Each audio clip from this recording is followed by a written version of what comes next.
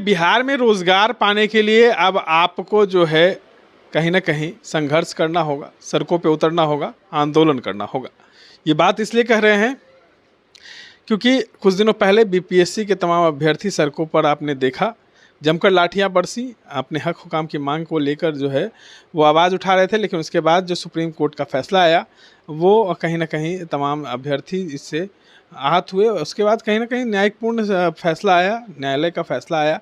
उसके बाद जो है अब बेल्ट्रॉन के अभ्यर्थी जो हैं वो परेशान हैं।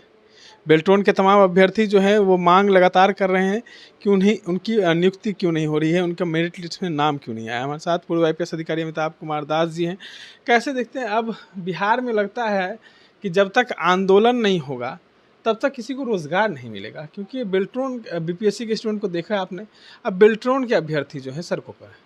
नहीं, बहुत दुर्भाग्यपूर्ण स्थिति है, अराजक माहौल है। देखिए, बिहार में एक तो कोई परीक्षा होती है तो विवादों में घिर जाती है ना।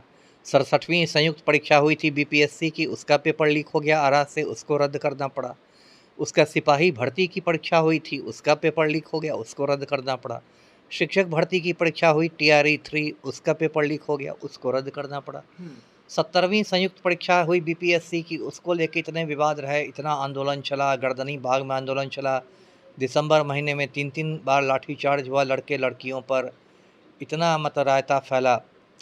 और उसके बाद अब उसी कड़ी में एक और परीक्षा जुड़ गई है, वो है बेल्ट्रॉन की परीक्षा। देखिए, बेल्ट्रॉन जो है ये बिहार सरकार का एक उपक्रम है और ये विज्ञान और प्रौद्योगिकी विभाग के अधीन आता है। बेल्ट्रॉन का जो MD होता है, प्रबंध निदेशक IAS अधिकारी होता है। और बेल्ट्रॉन क्या करता है, देखिए मैं दर्शकों को बताऊं कि ये डेटा एंट्री ऑपरेटर्स की बहाली करता है। और जो डेटा एंट्री ऑपरेटर्स होते हैं वो सरकारी कार्यालयों में काम करते हैं, मेनली कंप्यूटर का काम करते हैं। और कोई बहुत अच्छी इसकी नौकरी नहीं है, क्योंकि ये जो रहते हैं ये संविदा कर्मी रहते हैं, मतलब कॉन्ट्रैक्ट पर इनकी नौकरी होती है, संविदा पर। और बहुत ज़्यादा इनको पैसे भी नहीं मिलते हैं और हर साल इनकी संविदा को बढ़ाया जाता है 1 साल के लिए। और चूँकि संविदा पर है तो ना इनको पेंशन की सुविधा है, ना प्रोविडेंट फंड की सुविधा, किसी तरह की सुविधा नहीं है जो रेगुलर कर्मचारियों की होती है।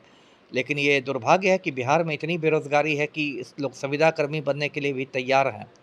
तो अभी पिछले साल 2024 में बेल्ट्रॉन ने विज्ञापन निकाला था, ये हिंदी और इंग्लिश का ये सब टाइपिंग वाइपिंग करके संविदा कर्मी बनाने का। और देखिए, बेरोज़गारी का आलम देख लीजिए कि 6 लाख लड़के लड़कियों ने उसमें फॉर्म भरे थे और हर से फॉर्म में 1000 रुपया लिया गया था। तो आप जोड़ लीजिए 6 लाख गुणा 1000, कितने करोड़ रुपए बेल्ट्रॉन के खजाने में गए। और उसके बाद जब इनका रिज़ल्ट निकला है तो रिज़ल्ट विवादों के घेरे में है। बहुत लोग कह रहे हैं कि हमारा बहुत अच्छा गया था और परफेक्ट गया था, उस हिसाब से स्कोर नहीं आया है। और उसके बाद शास्त्री नगर में बेल्ट्रॉन का कार्यालय है, वहाँ बच्चे गए थे, प्रदर्शन उन्होंने किया था। अब उसके बाद क्या हुआ कि बेल्ट्रॉन के अधिकारियों ने शास्त्री नगर थाने में बच्चों पर FIR करवा दिया, प्राथमिकी करवा दी। अब बिहार में एक नया चलन शुरू हुआ है कि पहले तो गड़बड़ करो और जब बच्चे न्याय मांगे तो उनको लाठी से कूट दो, FIR करवा दो, है ना। उनकी कोई बात सुनी भी नहीं जाए। अब देखिए, पूरा 70वीं बीपीएससी का जो आंदोलन हुआ था, लगातार बीपीएससी के चेयरमैन यही रटते रहे कि उदंड बच्चे हैं, उपद्रवी हैं, उदंड हैं।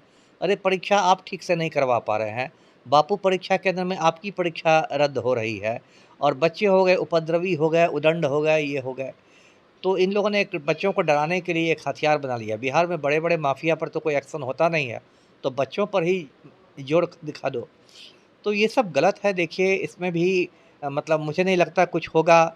न्यायालय में बच्चे ज़रूर जा सकते हैं, लेकिन न्यायालय में भी जो प्रक्रिया है, न्यायिक प्रक्रिया इतनी धीमी है कि उसमें भी बहुत बहुत समय लग जाता है। एक सवाल है कि कई छात्रों ने हमसे बातचीत की, उन्होंने कहा कि हमने मंत्री जी को संदेश भेजा है, बात की है उनको फ़ोन से, तो उनका सिर्फ एक ही जवाब आता है कि मैंने जांच के लिए भेज दिया है, जांच के आदेश दे। अब ये तो देखिए गोलमोल जवाब है ना। जांच का आदेश है तो कोई समय सीमा है कब जांच रिपोर्ट आएगी? 15 दिन में आएगी कि 20 दिन में आएगी कि 50 साल में आएगी, है ना। कि जब सारे अभ्यर्थी जो हैं वो बूढ़े हो जाएंगे, 80 बरस के हो जाएंगे, तब जांच रिपोर्ट आएगी।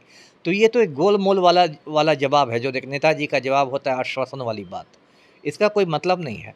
यदि सच में आप गंभीरता से जांच करा रहे हैं तो आप अधिसूचना निकाल के बताइए जांच समिति में हैं कौन लोग, और समय सीमा बताइए कि भाई 1 हफ्ते में इसको जांच रिपोर्ट देने का आ कई जाएगा। बच्चे गरीब हैं, उनका आशा था कि अगर कम से कम इसमें नौकरी लग जाती है तो कुछ पैसे आएंगे तो अपने वही। घर चलाएंगे। वही तो मैं कह रहा था कि देखिए ये संविदा कर्मी लोग हैं, तो कोई बहुत अच्छी नौकरी ऐसी नहीं है, क्योंकि संविदा पर पैसे भी कम मिलते हैं और हर साल उसको रिन्यू किया जाता है, पेंशन वगैरह कुछ नहीं है। लेकिन अभी देखिए इतनी ज़्यादा बेरोज़गारी हो गई है कि कहते हैं ना कि डूबते को तिनके का सहारा, वही स्थिति है। अब देखिए अग्निवीरों का भी वही हाल है, सेना में नियमित बहाली बंद हो गई है, अब 4 साल के लिए लोग अग्निवीर बन रहे हैं।